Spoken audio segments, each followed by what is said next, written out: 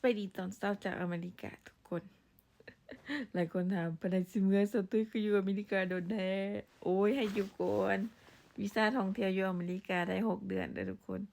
ค่อยหาก็อยู่ครบ2 เดือนเดือนหน้าค่อยก็กลับแล้ว หลายคนถามแล้วเนาะเฮ็ดวีซ่ามาเยี่ยมยามอีกได้บ่ได้แล้วเนาะเพราะว่าอันแม่ไปสัมภาษณ์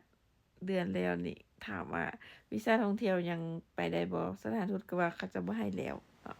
แต่ว่าวีซ่าอื่นหั้นยังได้อยู่วีซ่าย้ายถิ่นแล้วก็วีซ่าพวกเฮ็ดเวียกเนาะแต่ว่าอีกอันหนึ่งคันแม่นไผอยากมาอเมริกาเพื่ออาจสิได้มาฟรีหั้นนะแม่น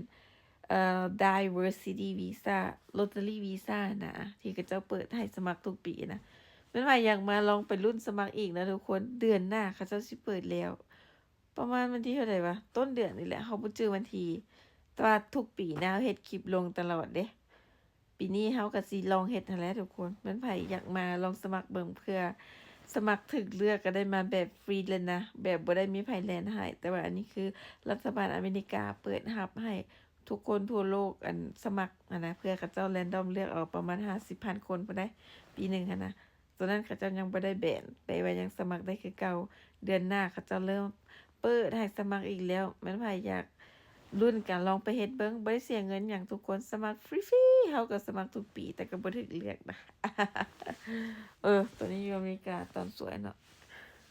ตื่นแล้วก็ยังบ่ตื่นนะแต่ละมื้อนะขี้คร้านทุกคนบ่ได้ไปไสอยู่บ้านอยู่กับหลานแล้วก็ตื่นมากินข้าวนอนไปช็อปปิงเดือนหน้าสิไปเลาะไปแบ็กแพ็กแถว